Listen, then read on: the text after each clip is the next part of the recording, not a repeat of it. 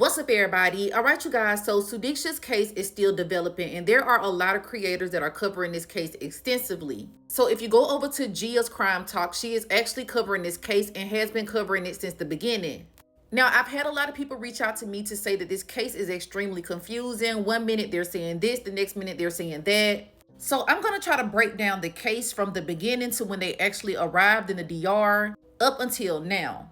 So Sudiksha, she went to Punta Cana with 5 other girls and they arrived on Monday. So the resort that they were staying in is called the Rio Republica. And I know that over the past week, you guys have heard some crazy things about this resort. So on the night of March 5th, they go to a nightclub. So at some point in time, they meet 2 guys. And going into the early morning of March 6th, they end up hanging out with these guys. So in this still image, you see Sudiksha and you see the guy that she was conversing with. Now, this is one of the 2 guys that they met. This is one of the guys that they were hanging out with. So around 4:55 a.m., you can see them on surveillance, the entire group, the 6 girls and the 2 guys, they're going to the beach. But about an hour later, you see 5 girls and 1 guy heading back out going to the resort. Now, the 2 people that were left behind, Sudiksha and that 1 guy. So it hasn't been confirmed, but people that are watching the news in the DR, they're saying that this guy's name is Joshua. So her and Joshua, they are left behind on the beach. But about 4 to 5 hours later, around 9:55 a.m., you see Joshua returning back to the resort. But you don't see Sudiksha. Now, this is where the story gets kind of crazy because a lot of people are like, okay, if this happened at 4 o'clock in the morning, why wasn't she reported missing until later on that evening? Well, it turns out that her group of friends actually had an excursion booked and they went on that excursion without her. It wasn't until later on after the excursion where they actually came to the realization that she was missing. Now, let me say this. I know a lot of people are mad at the friends.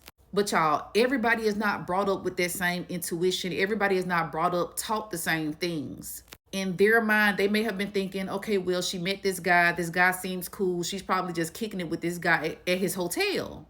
They're probably not thinking that something is wrong. Another thing I want to point out is everybody was drinking. Now, not under any circumstances am I defending her friends leaving her with this guy. Because at the end of the day, wherever you go, I don't care if it's in the country or out of the country, you never leave your friends alone. But I'm basically giving you guys an explanation as to why they probably left this girl with this man.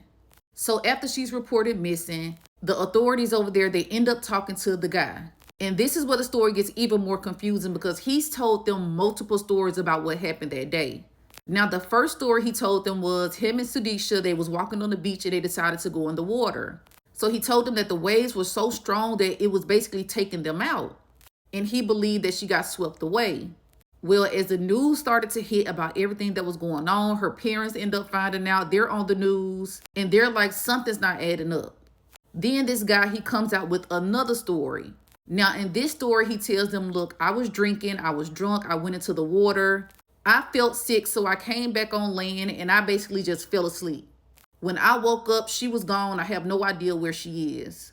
Now, he's saying that he assumed that she left, so he left and went back to his hotel room.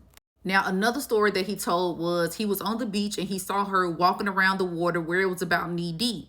And he's saying that that's the last time that he actually saw her. So that's 3 different stories that he's telling the police. Now, some of her articles of clothing were found like on a lounge chair on the beach. And that made authorities ask like, did something else go on the beach between him and her? Now, let me say this. Her friends are still in the DR from the last time that I checked. And he is being held at a hotel in the DR because they are still questioning him every day. And they know that he holds the key into where she is. Because y'all, they've checked that water. They've checked everywhere around that water and they cannot find this girl anywhere. So the officials in the DR, they're like, okay, she drowned. We feel like she drowned. This is just a tragic event.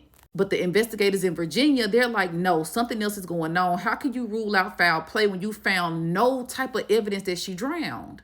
Now, something else that I have to point out, around this time, the power was going in and out on that resort.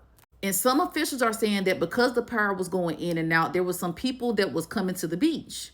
So I'm curious, did anybody see her go in that water and never come out? Did anybody see anything go down between him and her? Could they have maybe left the beach and went somewhere else and maybe the surveillance didn't catch it? This case is just extremely strange because she had on all type of jewelry, bracelets. I'm wondering, did any of that stuff come out in the water? Maybe somebody would have found it by now. Y'all, this case is being compared to the Natalee Holloway case. And it is eerily similar to this case as well. So as of right now, that is all the information that I have in Sudisha's case. Comment below and let me know your thoughts. What do you think happened?